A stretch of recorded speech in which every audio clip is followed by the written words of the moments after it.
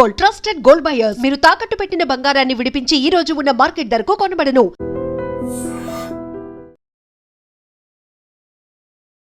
Ladies and gentlemen, welcome to burning topic in I dream media. నేను Priyadarshan. So ఒక అమ్మాయికి పెళ్లి చూపులే ఆమెకి మరణం తెచ్చిపెట్టిందంట. భద్రాద్రి కొత్తగూడెంలో జరిగింది ఈ విషయం. సో అమ్మాయిని కాబోయే పెళ్లి కొడుకే ఓయోకి తీసుకెళ్లి తర్వాత నేను పెళ్లి చేసుకోనని చెప్తే ఆమె మనస్తాపానికి గురై ఆత్మహత్య చేసుకుందంట. ఈ ఘటన గురించి కొంచెం డీప్గా మాట్లాడుకుందాం. మనతో పాటు సోషల్ యాక్టివిస్ట్ కృష్ణకుమారి గారు ఉన్నారు, మాట్లాడదాం. మేడం నమస్తే. నమస్తే. బాగున్నారా మేడం? బాగున్నా. సో ఫస్ట్ ఆఫ్ ఆల్, ఇలాంటి ఘటనలు అంటే ఇలాంటి ఇన్సిడెంట్స్ జరిగినప్పుడు మనం ఏం నేర్చుకోవాలి? అంటే యువతి పెళ్లికి ముందు తిరగడం అంటే తనకు కాబోయే భర్తే కదా అని తిరగడం తప్పయిందా? అది శాపం అయిందా? యువతలు ఏమన్నా కొంచెం సేఫ్టీ మెజర్స్ ఇలాంటి ప్రికాషన్స్ తీసుకోవాల్సిన అవసరం ఉందంటారు? ఇక్కడ మనం ఈ కేసులో ఆలోచిస్తే అతని మనస్తత్వం సరిగా లేదు. అది ఆ అమ్మాయి గమనించలేకపోయింది. ఇప్పుడు మనకి బిఏలు ఎంఏలు చదువుతాము, ఉద్యోగాలు కూడా చేస్తాము, అన్నీ చేస్తాము, కానీ మన పక్కనున్న మనిషి ఏంటి అనేది గమనించలేము. అట్లాగే ఇక్కడ కూడా సరే, పక్కనున్న మనిషిని గమనించలేకపోతే నష్టపోతే ఏదో వ్యాపారంలో నష్టపోతాం, లేకపోతే డబ్బులు అప్పిచ్చి నష్టపోతాం, లేదంటే ఇంకోటి ఏదైనా హామీ ఉండి నష్టపోతాము, లేదా 4 రోజులు స్నేహంలో అటు ఇటు తిరిగి టైం వేస్ట్ అయింది అనుకుంటాము, అంతటితో అయిపోతుంది. కానీ పెళ్ళి అనేసరికి 2 జీవితాలు కలిసి ఉండాలి కదా. ఇది జీవితాంతం జరిగే ప్రయాణం కదా. ఈ ప్రయాణంలో సరైన వ్యక్తి మనతో లేడు అనుకుంటే గనక మన జీవితం ఏమవుతుంది అనేది ఆలోచించాల్సిన అవసరం ఉంది. ఇప్పుడు తల్లిదండ్రులు కూడా ఆడపిల్లలకి పెళ్ళిళ్ళు చేసేసి చేతులు దులిపేసేసుకుని పంపించే ప్రాసెస్లో అసలు అబ్బాయి ఏంటి, అబ్బాయి వ్యవహార శైలి ఏంటి అనేది విచారించాలని ఆ తల్లిదండ్రులు అనుకోవట్లేదు. అలాగే ఈ అమ్మాయిలు కూడా కాబోయే భర్త కదా అని చెప్పి వాళ్ళు ఏం చెప్తే అది దానికి డూడు బసవనలాగా తలోపటం కూడా ఈ కేసులో జరిగింది. ఇప్పుడు అతను పెళ్లి చూపులు అయినాయి, పెళ్లి కుదిరింది, అంతా మాట్లాడేసుకున్నారు, అన్నీ అయిపోయిన తర్వాత ఇవేమీ మాట్లాడుకోకుండా ఆ గుడికైనా సరే అబ్బాయితో అయితే ఆ తల్లిదండ్రులు పంపరు. ఒకవేళ ఈ అమ్మాయి ఫోన్ నెంబర్ తెలుసుకొని పరిచయం ఉన్నా కానీ పెళ్లి కుదరకుండా ఈ అమ్మాయి కూడా బహుశా ఒప్పుకుంటుందని నేను అనుకోను. పెళ్లి కుదిరింది అనే ధీమాతోనే గుడికని వెళ్ళిన తర్వాత, అక్కడ దాకా వెళ్ళిన తర్వాత ఇంకా కథలు చెప్తారు కదా, నీలాంటి అందాలు రాసిని ఇట్లా ఈ గుళ్ళో చూడడం ఏంటి, మనం ఇట్లా ఓయో రూమ్కి వెళ్దాము, ఇంకో ఏదేదో చెప్పి తీసుకెళ్ళి ఇలా పదే చేయడము, ఇదంతా ఏంటి అంటే ఈ అమ్మాయి కనిపెట్టలేకపోయింది అతన్ని. కనిపెట్టున్నట్లయితే గనక అతని మనస్తత్వం ఏంటి అని గనక అర్థమై ఉంటే గనక ఇక్కడ దాకా వచ్చి ఉండేది కాదు. ఒకవేళ అర్థమైనప్పటికీ కూడా ఆడపిల్లలు ఏంటి అంటే కొంచెం అతిగా ఊహించుకుంటారు వాళ్ళ గురించి వాళ్ళు. ఎందుకంటే వీళ్ళు పొగడ్తలు పైకి తీసుకెళ్తారు కదా వాళ్ళని, వీళ్ళు కూడా అక్కడి నుంచి కిందకి దిగకుండా నేను మార్చుకోగలను, నా దగ్గర ఆ శక్తి ఉంది, నేను ఏమైనా సరే నేను మార్చుకుంటాను, ఆ లక్షణాలు నాకు నచ్చకపోయినప్పటికీ కూడా నేను మార్చుకుంటాను అనే ఒక ఆత్మధైర్యం అందామా, లేకపోతే ఓవర్ కాన్ఫిడెన్స్ అనుకుందామా, అతి విశ్వాసం అనుకుందామా, ఆ అతి విశ్వాసంతో వాళ్ళు పెళ్లి దాకా నడుస్తారు. సరే, ఇదంటే హత్య జరిగింది, కానీ హత్య జరగకపోయినా కానీ పెళ్లి చేసుకున్న తర్వాత అయినా సరే వీళ్ళు మారక ఇబ్బందులు పడి తగాదాలు ఆడుకుని పోలీస్ స్టేషన్స్కి వెళ్ళి కోర్టులో కేసులు వేసుకొని నానా గందరగోళం అయ్యే జంటలు కూడా బోలెడు కనిపిస్తున్నాయి. ఇదేంటి అంటే అతను ఇంకాస్త అతిగా ఉన్నాడు, అతనికి భావోద్వేగాల మీద అదుపు లేదు. అసలు భావోద్వేగాల మీద అదుపు ఉన్నవాడు అయితే ఇప్పుడు కాబోయే భార్య అసలు పెళ్లికి ముందు ఓయో రూమ్కి తీసుకెళ్ళాలి అనే థాట్ రావడం ఎంతవరకు ఇది సమంజసం? అసలు అక్కడ ఏదన్నా పోలీసులు పట్టుకుంటేనో ఏదన్నా అయితేనో ఆ అమ్మాయి గౌరవం పోగొట్టిన వాడిని అవుతాను, నా గౌరవం పోతుంది అని ఆలోచిస్తారు. అంటే ప్రతి మనిషికి ఎంతో కొంత ఒక ఏమంటాము నియమ నిబంధనలు అందామా, లేకపోతే కొంచెం ఒక కోడ్ ఆఫ్ కాండక్ట్ అందామా, అది ప్రతి మనిషికి అవసరం. నేనేం చేయొచ్చు ఏం చేయకూడదు, డూస్ ఆర్ డో నాట్స్. ఇప్పుడు మనం ఒక ఎగ్జామ్ రాసేటప్పుడు మనకి డూసు డొనాట్స్ ఇస్తారు. అవును. అలాగే మన ఒక చిన్న ఎగ్జామ్కే డూసు డొనాట్స్ ఉన్నప్పుడు ఇంత పెద్ద జీవితానికి డూసు డొనాట్స్ ఉండవా? ఎవరైతే డూసు డొనాట్స్ గురించి ఆలోచిస్తారో వాళ్ళు జీవితంలో దెబ్బతినకుండా ఉంటారు. ఒక్క క్షణం ఆలోచించండి.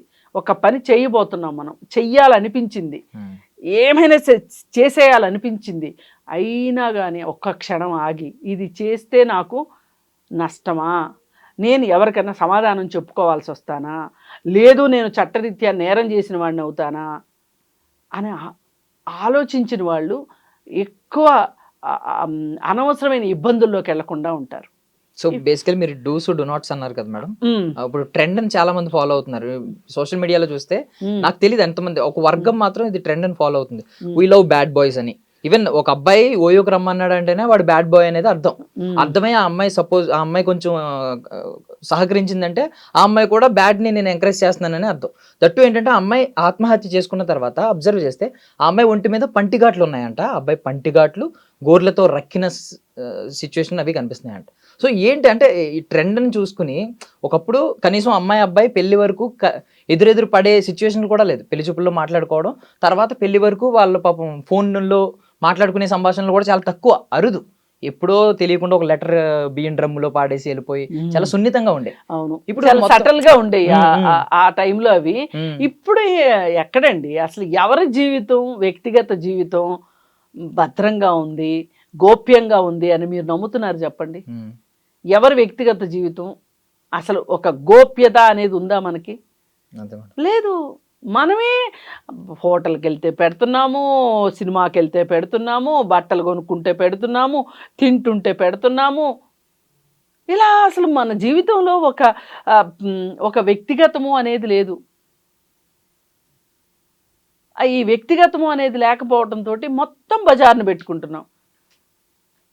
పెట్టేసేసుకున్న తర్వాత ఏమవుతుంది? అంతా సోషల్ మీడియానే, జీవితమే సోషల్ మీడియా అయిపోతుంది. ఒక పర్సనల్ అనేది ఏది లేకుండా అయిపోతుంది.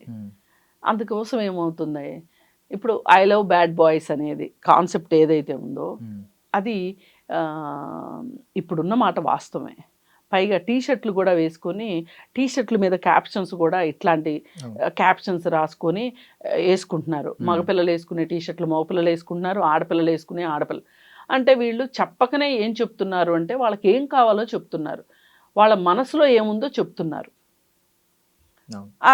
అది ఇవాళ ఎక్స్ప్రెషన్ కూడా చాలా ఎక్కువైపోయింది. ఇంతకుముందు ఇంత టూ ఎక్స్ప్రెషన్ ఉండేది కాదు, ఇంత ఎక్స్ప్రెసివ్గా ఉండేవాళ్ళు కాదు. అది ఈ టూ ఎక్స్ప్రెసివ్గా ఉండటం అనేది మనకు ఒక్కొక్కసారి కొంచెం ఏదైనా కరెక్ట్ కాదండి.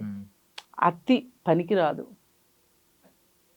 మనం ఎంత పబ్లిక్లోకి మన లైఫ్ని తీసుకెళ్ళి పెట్టేసుకుంటున్నాము అంటే ఇవాళ ఏది, ఇప్పుడు నువ్వు ఇంట్లో వండుకున్న కూర, నీ ఇంట్లో ఉన్న మొక్క, నీ ఇంట్లో ఉన్న కుక్క, అన్నీ పెట్టేస్తున్నావు. ఎందుకు మనం అసలు ఇంత ఎగ్జిబిట్ చేసుకోవాలనుకుంటున్నాము మన జీవితాల్ని? ఇక్కడే వస్తుంది ఇంకా ఇంతే, ఇలా ఈ ప్రవాహంలో కొట్టుకుపోతున్నాం. అందుకే ఐ లవ్ బ్యాడ్ బాయ్స్ అనేది ఆ కాన్సెప్ట్ వచ్చింది. ఇప్పుడు పెళ్ళికి ముందు శారీరక సంబంధాలు అనేది ఈరోజు కొత్త కాదు, ఎప్పటి నుంచో ఉన్నాయి. అయితే ఆ ఎప్పటి నుంచో ఉండేవి ఎలా ఉండేవి అంటే, ఇంట్లో ఎవరన్నా లేనప్పుడు ఇంటికి రావడము, అనుకోని సందర్భంలో పరిస్థితులు కలిసి వస్తే అంతేకాని ఇలా ఓయో రూముల చుట్టూ తిరిగేది మట్టుకు. ఒకప్పుడు హోటల్ రూమ్కి వెళ్ళడము, అసలు హోటల్కి వెళ్ళడము అనే కాన్సెప్టే చాలా సంవత్సరాలు అది చాలా వింతైన విషయం. మామూలు భోజనాలకి వాటికి వెళ్ళడమే చాలా రేర్గా ఉండే ఒక పరిస్థితి నుంచి ఈవేళ పెళ్ళికి ముందు రిలేషన్షిప్ కోసం ఓయో రూమ్కి వెళ్తున్నారు అంటే ఇది ఎంత ముందుకెళ్ళిపోయారనుకోవాలా, లేకపోతే ఇంత బరితెగించేస్తున్నారు అనుకోవాలా, అర్థం కావట్లే. అయితే ఇక్కడ వచ్చిన ఇబ్బంది ఏంటి అంటే, సరే వెళ్ళారు, ఈ పెళ్ళికి ముందు శారీరక సంబంధాల గురించి, లైంగిక సంబంధాల గురించి ఇద్దరు ఒకేలాగా ఆలోచిస్తున్నారా? ఉన్నా పర్వాలేదు అని అతను అనుకుని, ఉన్నా పర్వాలేదు అని ఈ అమ్మాయి కూడా అనుకుంటుంది అనుకోండి, పేచీయలేదు. అంతగా అయితే పెళ్ళి బ్రేకప్ అవుతుంది, అంతే కదా. కానీ ఆ అబ్బాయికి ఉన్న వాల్యూ సిస్టమ్ వేరుగా ఉంది, ఈ అమ్మాయి వాల్యూ సిస్టమ్ వేరుగా ఉంది. అక్కడ వాళ్ళిద్దరికీ పొసకల. ఇప్పుడు ఆ అమ్మాయి ఏమనుకుంది, ఇతనితో నేను నన్ను ఎలా కాదంటాడు అనే ఒక ఉక్రోషం ఉంది. అలాగే నేను ఇతనితో శారీరక సంబంధం పెట్టుకున్నాను కాబట్టి ఇతన్నే పెళ్లి చేసుకోవాలనే భావన కూడా ఆవిడకి, అమ్మాయికి ఉండుండొచ్చు. అందుకే హర్ట్ అయిపోయి అతను నేను పెళ్లి చేసుకోను అనగానే సూసైడ్ చేసుకుంది. ఇక్కడ ఏది ఏమైనా ఆమె ఒంటిపైన ఉన్న గాయాల వల్ల కావచ్చు, లేకపోతే ఆమె సూసైడ్ చేసుకోవడం కావచ్చు, మొత్తానికి కారణం ఆ అబ్బాయే. అంతకంటే వేరే రీజన్ ఏమీ లేదు. మరి ఆ అబ్బాయి అయినప్పుడు ఆ అబ్బాయిని ఖచ్చితంగా అతన్ని శిక్షించాల్సిందే. శిక్ష అంటే ఏంటి, మన ఇండియన్ పీనల్ కోడ్లో ఏది ఉంటే అది, అంతకంటే ఏమీ లేదు. వేరే వేరే ఎన్కౌంటర్లు చేయమని కానీ, ఉరి శిక్ష వెయ్యండి అని కానీ నాలాంటి వాళ్ళు మాట్లాడరు.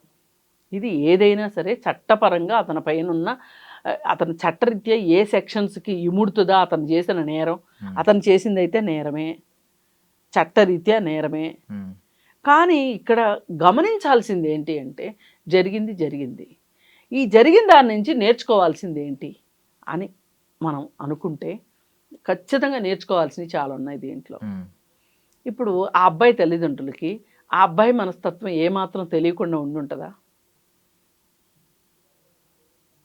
తెలియకుండా ఉండదు కదా. ఇంట్లో సెంటు బాటిల్ పెడితే సెంటు వాసన రాదు, సారా బాటిల్ పెడితే సారా వాసన రాదు, విస్కీ బాటిల్ పెడితే విస్కీ వాసన రాదు. అట్లాగే మీ అబ్బాయి కూడా, మీ అబ్బాయి వచ్చే వాసన మీ అబ్బాయి వస్తాడు.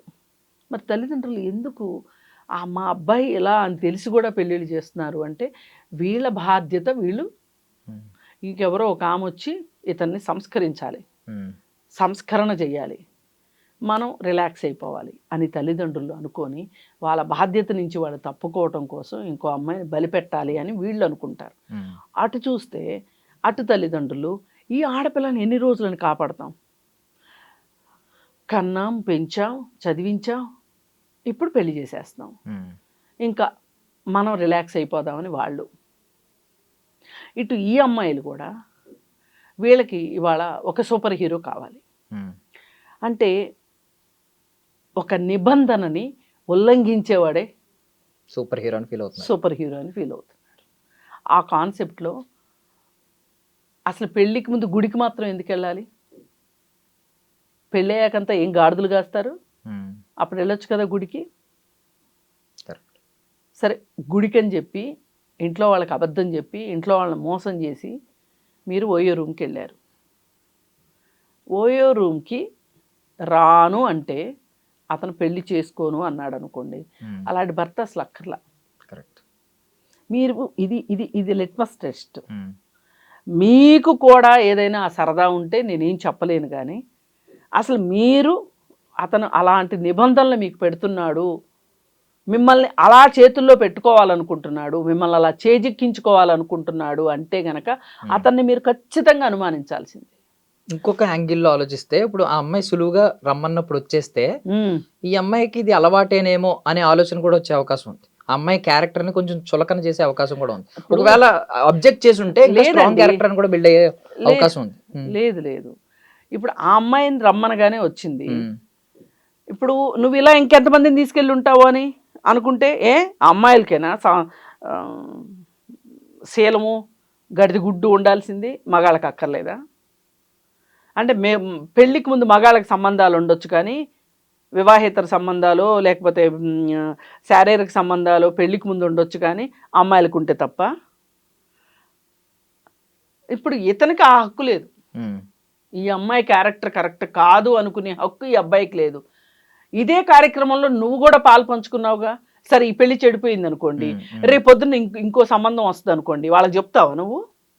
నేను ఇలా ఒక అమ్మాయిని తో ఓయో రూమ్కి వెళ్ళాను అని చెప్పేంత విశాల హృదయం ఉందా నీకు? అంత నీతి నిజాయితీ ఉందా నీకు? లేదు.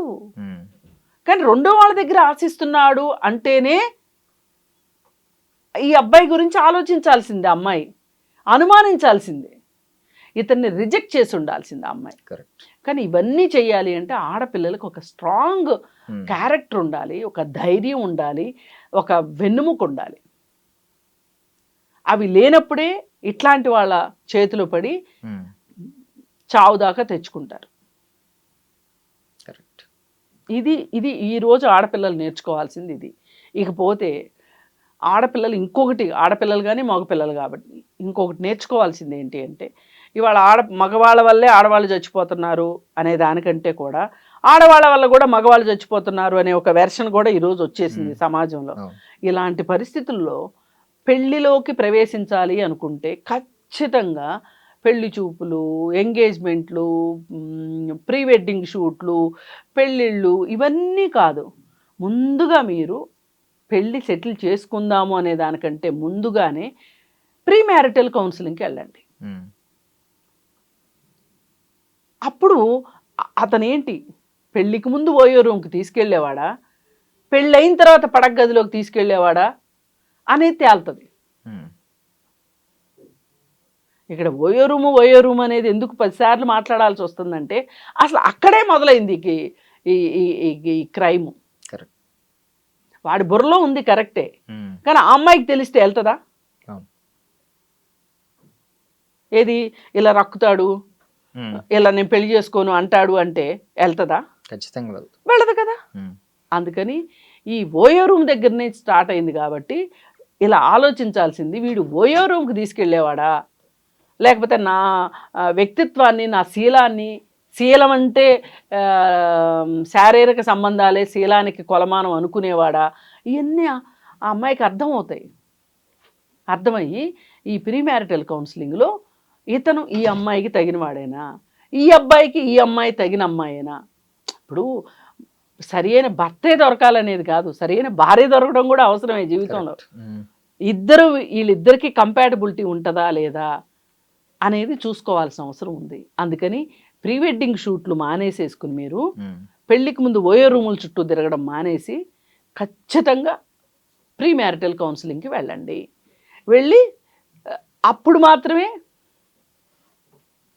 పెళ్ళిళ్ళు చేసుకోండి. అలాగే ఖచ్చితంగా ఇద్దరు ఉద్యోగం చేస్తుంటే ఇద్దరు శాలరీ స్లిప్లు ఇవ్వాల్సిన అవసరం ఉంది. అలాగే ఇద్దరు సిబిల్ స్కోర్స్ ఇవ్వాల్సిన అవసరం ఉంది. ఈ సిబిల్ స్కోర్ ఏం చెప్తుంది అంటే అతని ఫైనాన్షియల్ డిసిప్లిన్ చెప్తుంది. మెడికల్ రిపోర్ట్లు కావాలి. మెడికల్ రిపోర్ట్లు ఎందుకు కావాలి అంటే అతను శారీరకంగా ఎంత ఫిట్గా ఉన్నాడో తెలుస్తుంది. ఈ ప్రీ మ్యారిటల్ కౌన్సిలింగ్లో ఏం తెలుస్తుంది అంటే అతను మెంటల్గా ఎంత ఫిట్గా ఉన్నాడు, ఆమె కానీ ఆ అబ్బాయి కానీ, ఇవన్నీ తెలుస్తాయి. ఇవాళ పెళ్ళికి కావాల్సింది వంశాలు, అటేడు తరాలు, ఇటేడు తరాలు ఇవి కాదండి. ఇవాళ 7 తరాలు వాళ్ళ ఇంట్లో వాళ్ళకే గుర్తుండట్లా. మీరు చెప్పండి, మీ 7 తరాలు ఏంటో చెప్పలేను. మహా అయితే 3 చెప్తా నేనైనా. అసలు చాలా ఎక్సర్సైజ్ చేస్తే 4 చెప్తాను, అంతకు మించి చెప్పలేను. అందుకని ఈ కాన్సెప్ట్, పాత కాన్సెప్ట్లు తీసేసి ఇప్పుడు కొత్త కాన్సెప్ట్లు ఇవి. సిబిల్ స్కోర్లు, హెల్త్ రిపోర్ట్లు, ప్రీ మ్యారిటల్ కౌన్సిలింగ్లు, మెంటల్ ఫిట్నెస్లు, ఇవి కావాల్సింది. ఇప్పుడు ఒక బస్సు నడవటానికి దానికి ఫిట్నెస్ సర్టిఫికెట్ ఇస్తున్నారు. ఒక మనిషి జీవితానికి ఫిట్నెస్ సర్టిఫికెట్ వద్దు? కరెక్ట్. అప్పుడు ఇట్లాంటివి జరగకుండా ఉంటాయి. ఏది ఏమైనా ఇవాళ కొంచెం ఈ సోషల్ మీడియాలో నుంచి తలలు బయట పెట్టి వాస్తవ ప్రపంచంలో ఏం జరుగుతున్నాయో చూస్తే అమ్మాయిలకైనా అబ్బాయిలకైనా మంచిగా ఉంటుంది. Super. Thank you so much for your valuable time. Thank you. And don't forget to subscribe to iDream. And for more videos, please subscribe to iDream. Please subscribe to iDream. Please subscribe iDream. And please subscribe to iDream. For more videos, subscribe to iDream. please like, share and subscribe to the channel. Congratulations, iDream. Subscribe to iDream. Subscribe to iDream. So subscribe to iDream Media. iDream ki iDream team andarki huge congratulations. Please subscribe iDream Media. Please subscribe to iDream. Subscribe iDream. Please subscribe to iDream. I dream అంటే నా కళల ఛానల్ను subscribe చేసుకున్న నోరు తిరుగుతలేదు, మీరైతే గంట గుర్తు కొట్టండి. For more such videos, please subscribe to iDream. Subscribe to iDream. Please subscribe to iDream. Please subscribe iDream Media. Please do subscribe to iDream. Please subscribe to iDream Media. For best entertainment and information, please subscribe iDream.